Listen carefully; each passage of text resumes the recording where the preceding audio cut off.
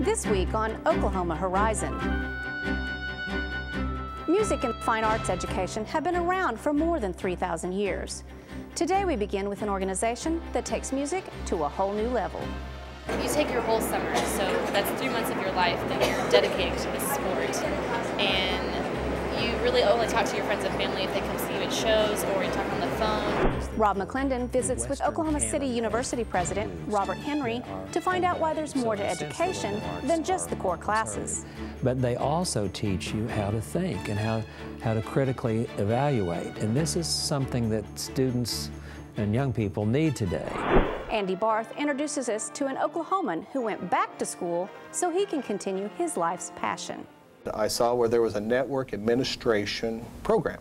And so I just made the decision that, okay, I was going to come here and learn a new career.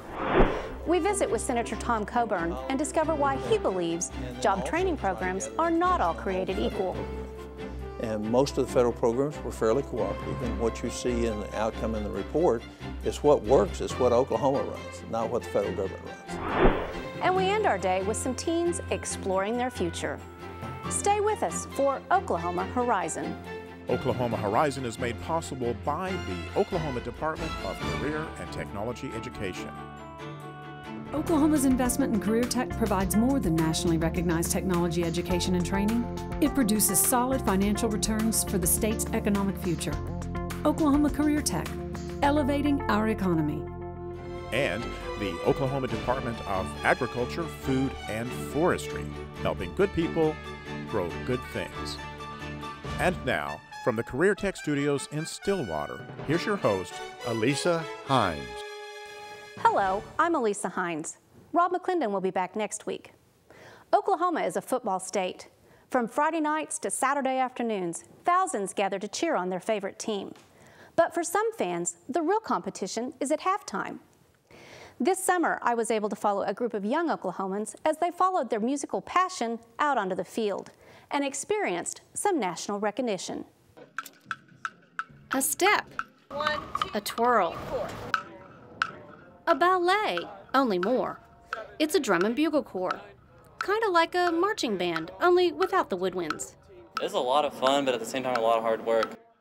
At 17, Benjamin Miles is spending his summer doing what he loves, playing music with the Phantom Regiment, a national drum corps made up of young musicians from around the country. Well, the first time I saw a drum corps show was in 2010 in Edmond, Oklahoma, and Phantom Regiment was in that lineup. And when they came on, they played with so much power and passion, and it just blew me away. So I decided someday I have to do that, and then here I am today doing it. Circles, 2, 3, 4. From early morning exercises, 7, 8, reverse, to daily practices.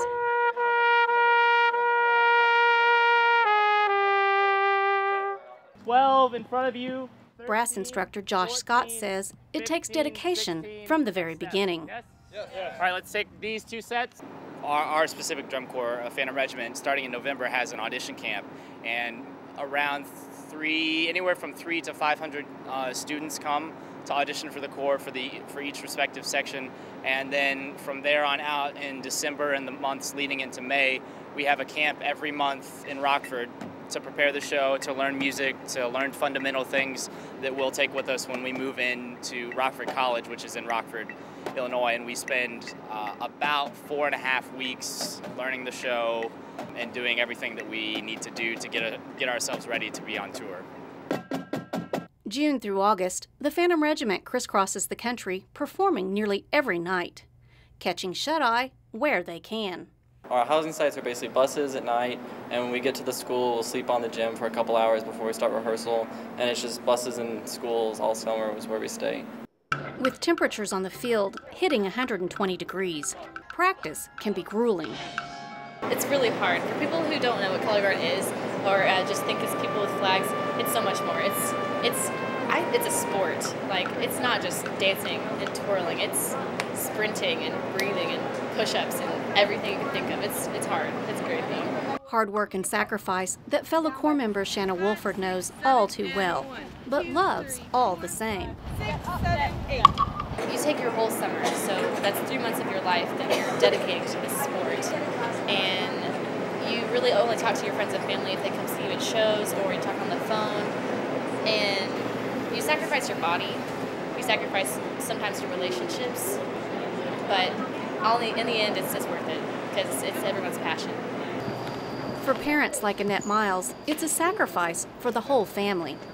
It is a sacrifice financially. It's very expensive. It's a sacrifice just having your child gone all summer. And for a parent who's used to experiencing everything with their child and going to their events and being there a part of it, that's one of the hardest things, is not being able to be there and experience it with them and share in the joy and the excitement of it. But at the same time, I know that he's living his dream and he's doing what he wants to do and what he enjoys doing. So I range from sadness for myself to being so excited for what he's getting to do.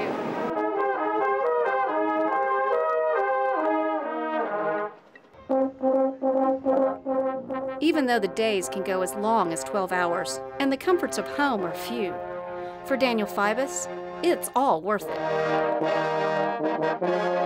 Having a lot of fun. This is my second year. My first year was a little difficult. I was homesick a lot. I hadn't been away from home that very long, and living on a bus and not really knowing a lot of people for the very start, I was really homesick, and it was really taxing. But this year, I've got 150 family members that I'm already close with and everything, and so I'm having a lot of fun. We're doing really well this year, and I'm really excited to see what we're going to be doing in the future. Hours and days and weeks of practice that, when you put it all together,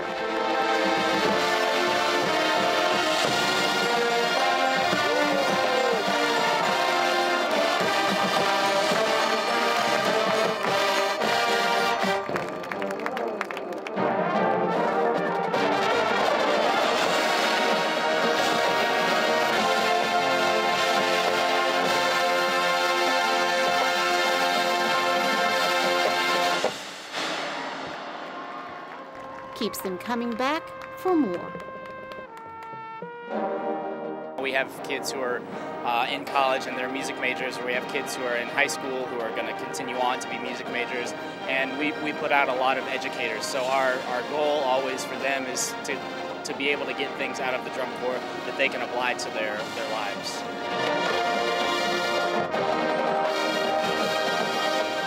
Movement and music that shows the spirit, heart, and soul.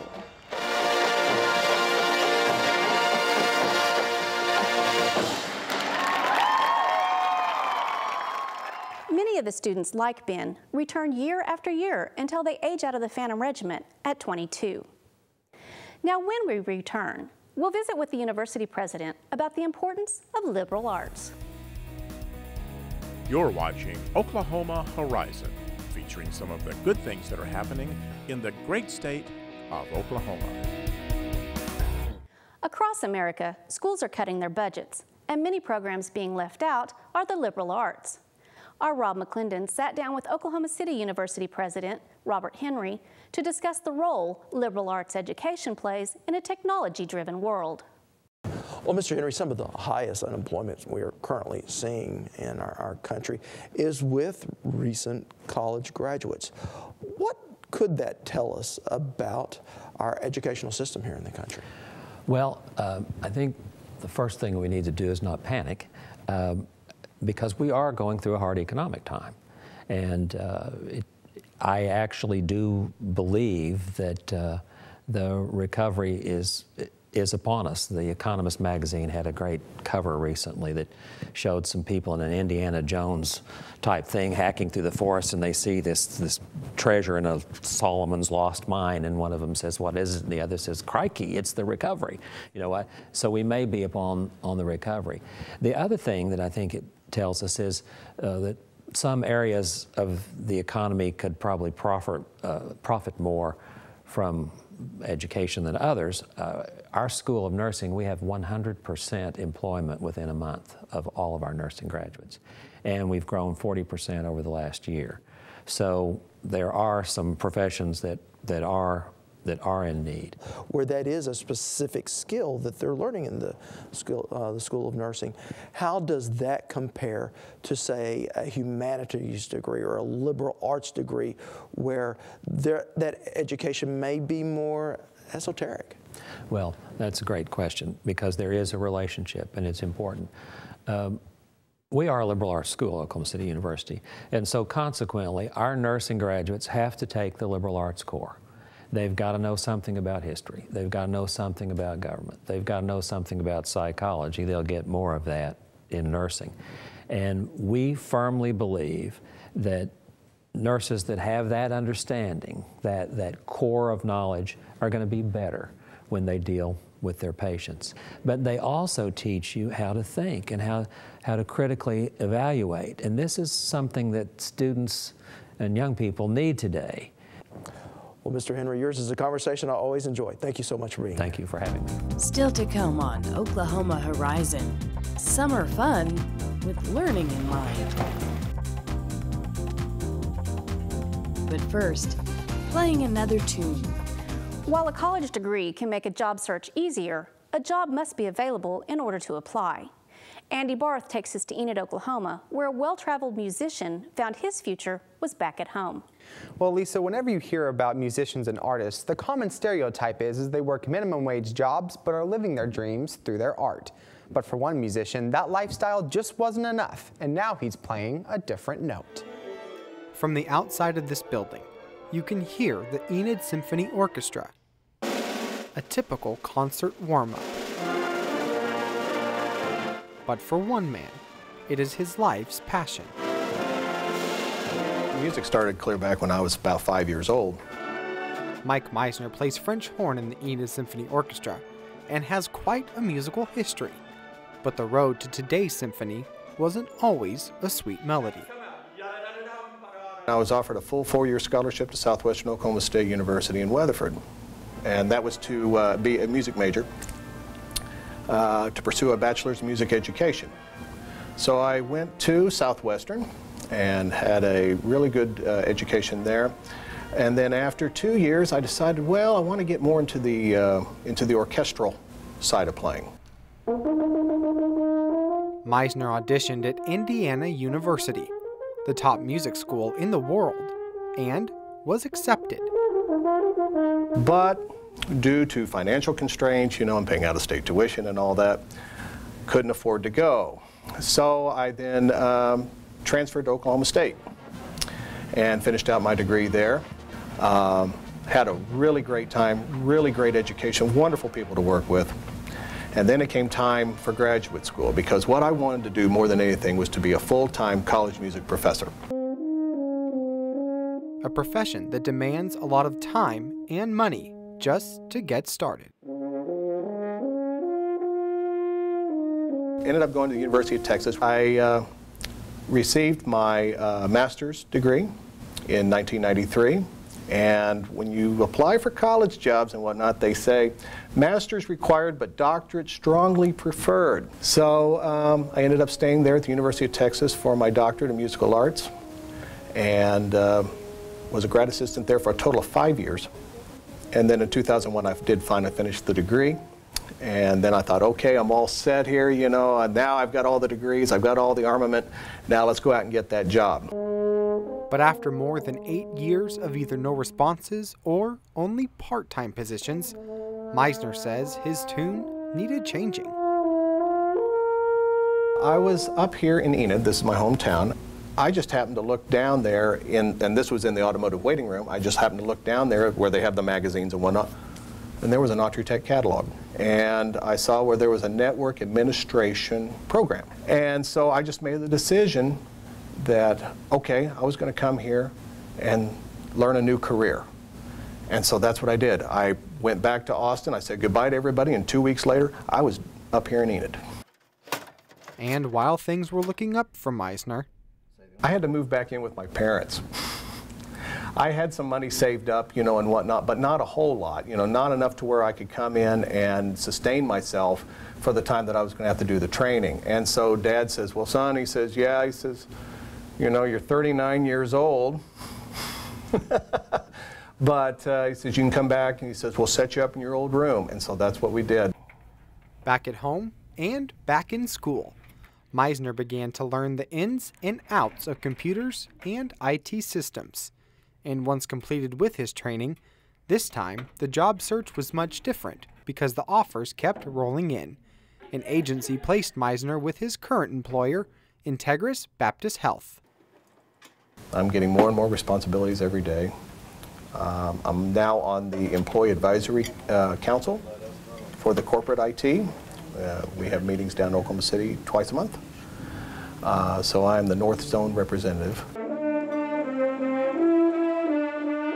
But what about his passion for music? I still have it. I still have it.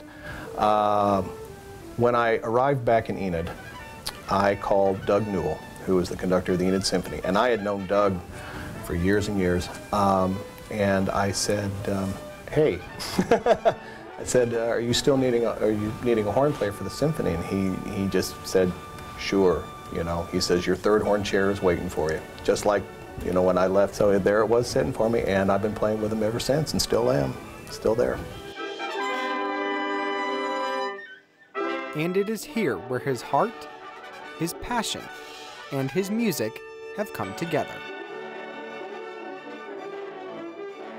Mike Meisner is without a doubt one of the most gifted and incredible musicians in this orchestra.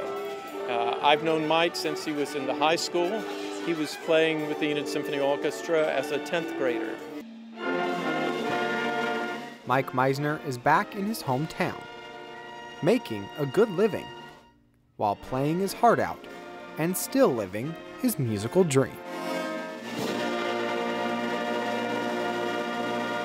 Now, in addition to playing in the Enid Symphony, Meisner also offers music lessons for other aspiring musicians. So Andy, what does the outlook for music education look like? Well, Lisa, reports from the 2009-2010 school year shows that only 1.7% of all student populations enrolled in music education for a higher degree. But most of those musicians are also taking the same path Meisner took, having a career and then having the music on the side. Thank you, Andy. Now, not all job training programs are created equal, according to Oklahoma Senator Dr. Tom Coburn. In a report released by his office, Senator Coburn is highly critical of money being wasted on the federal level. Our Rob McClendon sat down with Senator Coburn to talk about what works and what he believes doesn't. Dr. Coburn, in the federal oversight report that you released on job training, you really focus on here in Oklahoma. I guess my question is, why here and why that subject? Well, if you're going to be critical, what you have to do is look at a whole area. And, you know, I've known about this. This has been known in terms of the job training duplication that's out there for 2.5 years. And the House actually, a committee in the House actually reformed this and cut it from 33 to 1 programs. Of course, it hadn't come anywhere. The Senate won't allow it to be seen. We spend $18 billion on 47 separate job training programs, and what we decided to do is we'd look to see what works. And what we found is I had all our field reps that work for the U.S. Senate office here in Oklahoma go out and interview all Oklahoma-run job training programs, Oklahoma institutions, community colleges, career techs, and then also try to gather information on all the federal programs. And most of the federal programs were fairly cooperative, and what you see in the outcome in the report is what works is what Oklahoma runs, not what the federal government runs. In terms of truly giving skills to somebody that will help elevate their standard of living, what works is what Oklahoma does. With rare instances, some of the federal programs work, but not without significant cost and not in terms of an efficient way. So we looked at Oklahoma so that when we said, I said, hey, we're looking at us. Here's Oklahoma. Now look at your state and see how well it's working. And of course, most people won't ever do that. They won't ever look at what works. So what makes the state-run programs through the career tech system effective? One, flexibility. Number two, accountability to the state legislator and the governor in terms of, they have metrics on them, performance metrics. There's transparency with them. There's minimal rules. In other words, people are held accountable to do the smart, common sense, right things, and it's seen if they're not doing it. Whereas in the federal programs, We run 40 separate different federal job training programs in Oklahoma, $168 million a year. It's all controlled from Washington. Here's what you can do, here's what you can't do. There's not hardly any metrics. Some of them have metrics, but most don't have metrics. What are you accomplishing it? What did it cost to accomplish that? In Oklahoma, we know that because we're spending our money. So we're much more in tune with how it's being spent. On the federal job programs, we're spending our money too, but it's seen as coming from Washington, and the accountability isn't there. So how important is it, no matter the state, that industry and education work together? Critical. And career tech and community colleges have actually proven that in Oklahoma, where you combine industry needs with career tech skills generation and education through the community colleges, and not just them, but others. And what happens is you have a real formula for success. And there's good leadership too in Oklahoma. The problem we have, and it's not critical of the Oklahomans working in federal job training, they're as frustrated with them as I am. Because they see that, here's all these hurdles we have to jump to be able to accomplish something, and they're telling us what we can and can't do, and in the matter of common sense, it doesn't make any sense that we're doing what you're telling us to do. Give us some flexibility, and of course there is none. So just to be clear here, in today's economy, do you believe there is a role for job training? Absolutely, but not federal. Okay, so just go look at the numbers. It's not working anywhere effectively or efficiently. When we're running $1.4 trillion budget deficits, and we're spending $1 on job training that's not effective, and we could be spending that $1 doing breast cancer research that might save somebody's life, where's the moral equation there? Instead of saying, oh, well, we're throwing money at it, we see it as a problem. And so what I highlighted was, not all of Oklahoma's programs work perfectly, but in contrast to the federal job training programs, they're so much better. It's like night and day. The reason is leadership. You actually have, and responsibility. People are taking leadership positions to make them work in Oklahoma. All right. Dr. Coburn, thanks so much. You're welcome. Oklahoma Horizon is now portable. Just subscribe to our weekly podcast. Visit iTunes.com, where you can download our show for your listening or viewing convenience. Finding a career path is starting younger and younger, which is why Autry Tech in Enid holds an annual teen tour for students ages 11 to 14. And Arkela Kellen tagged along for this year's tour. 3, 2, 1, go. It's battling robots at the Autry Teen Tour in Enid. I won. Autry Teen Tour is a week-long program that we run 3 different weeks. Melissa Genlink is the Communications and Marketing Director at Autry Technology Center, which offers a variety of classes to middle school students. From a Build-A-Bot to culinary to graphic arts, motorcycles and more, automotive, collision, you name it, it's probably offered. Learning to cook while meeting new people. The zoology classes allowed me to make new friends. They can come into the culinary cuisine. Each day they have a different activity, whether it's decorating a cake, making pizza or lasagna. So they're learning a little bit of everything. Students also learn technical skills while using computers to build robots. I like Legos and building robots. I did it twice. I could get a sumo. Which is what they call this. Robot Sumo is a tournament where the robots go head-to-head and try to push the other out of the ring, and Build-A-Bot becomes BattleBot. He's out, he's out. It's pretty cool when you win, but when you lose, it sucks. 1, go. The students come in and they love to be here. They're learning, but they don't even realize they're learning. And if robots aren't your thing, there's always motorcycles and learning the basics of mechanics. You go down to the automotive or the motorcycles, they're learning how to change tires, they're learning about different parts of a mower and how to sharpen the blades. In automotive, they learn how to identify a spark plug and what they need to do to fix it. Learning not only a skill, but exploring a possible career. We like to introduce what we have to offer at a young age so they can become familiar with who we are, what we have to offer. We're here for the community, we're here to serve the community, the people, the students, the industries. We're here to help them grow and develop as individuals, as businesses, and as a community. Good, good, good. Looks good. All right, what do we do next? Well, there is a rural renaissance underway, and technology is driving it. Next time on Oklahoma Horizon, the surprising comeback of the family farm. Auto steer technology, GPS, and so I would come home and plant most of the weed, and it's nice because I could run the tractor till midnight and not be tired and be able to do it because of GPS. An Oklahoma show for the Heartland, Oklahoma Horizon. Well, we are out of time. I'm Elisa Hines. Rob McClendon will be back next week. Thanks for watching. Horizon is made possible by the Oklahoma Department of Career and Technology Education and the Oklahoma Department of Agriculture, Food, and Forestry, helping good people grow good things. Thank you for watching Oklahoma Horizon.